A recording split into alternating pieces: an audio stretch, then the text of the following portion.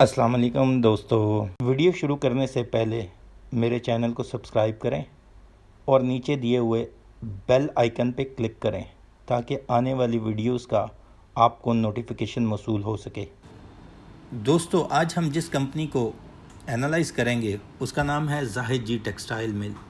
जाहिद जी textile mill textile sector की एक अच्छी ऑर्गेनाइजेशन गिनी जाती है। जाहिद जी टेक्सटाइल मिल के शेयर की फेस वैल्यू स्टॉक मार्केट में 10 रुपये है।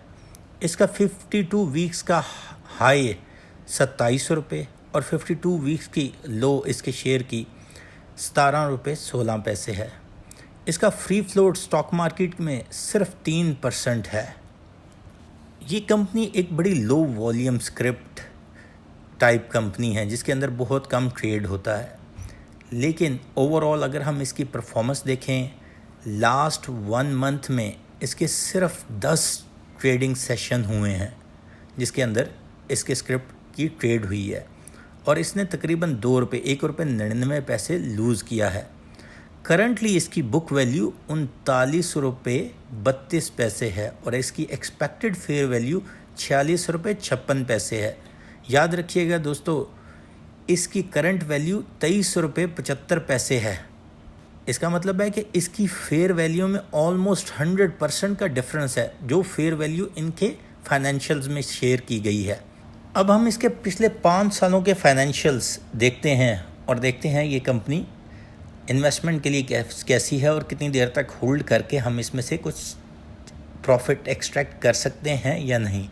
2017 में इसने ईपीएस शो किया 1 रुपये 19 पैसे और 5% बोनस अपने शेयर होल्डर को दिया। 2018 में 1 रुपये 70 पैसे ईपीएस और 3.5% डिविडेंड। 2019 में 4 रुपये 8 पैसे ईपीएस शो किया और 8.5% डिविडेंड।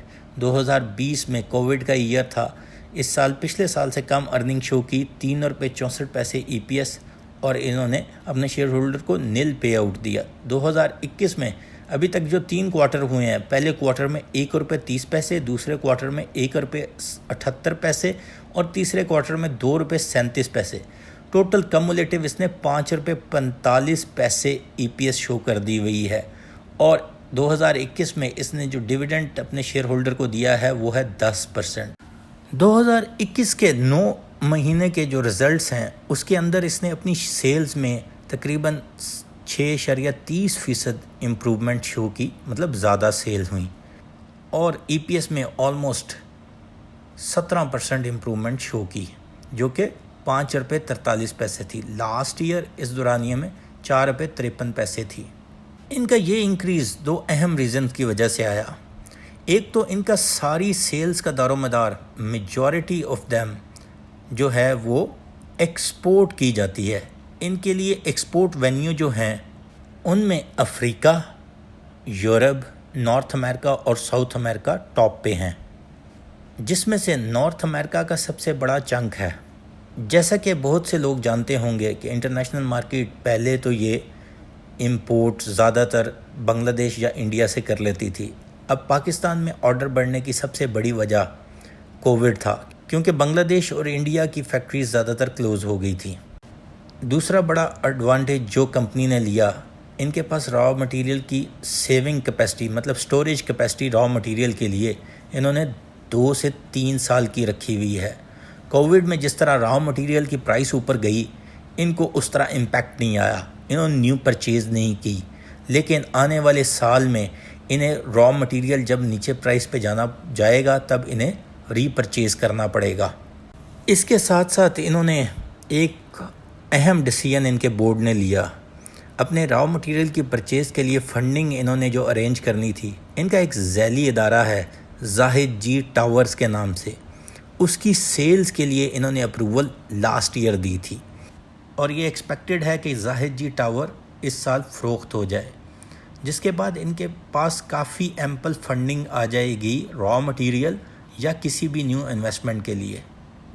ये तो है इनके करंट और फ्यूचर प्लान जो कि ये लोग एग्जीक्यूट करेंगे और करंट प्लान की वजह से इन्हें जो एडवांटेजेस हुए।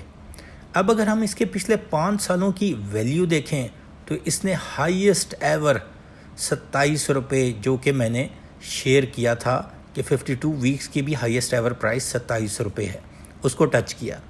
इसकी अगर एक्सपेक्टेड फेयर वैल्यू देखी जाए तो वो ₹46.56 है। लेकिन पिछले 5 सालों में जो EPS अब इन्होंने शेयर की और लास्ट क्वार्टर की अगर हम मिला लें तो तकरीबन ₹7.5 के करीब आएगी, जिसका मतलब है कि इसे 35 से ₹40 के ऊपर मिनिमम ट्रेड करना चाहिए EPS वाइज। लेकिन अगर हम यहाँ से ग्रोथ देखें और फुल ईयर रिज़ल्ट पे ऊपर इसकी एक्सपेक्टेशन और इसके पे आउट को देखते जाएं तो ये 32 से ₹35 के दरमियान ज़रूर हिट कर जाएगा। इसलिए फुल ईयर रिज़ल्ट और फ्यूचर आउटकम को देखते हुए ये 3 से 6 मंथ होल्ड करने की आइटम है। शुक्रिया दोस्तों, चैनल को सब्सक्राइब करना मत भूलिएगा। अल्लाह हाफ़िज़।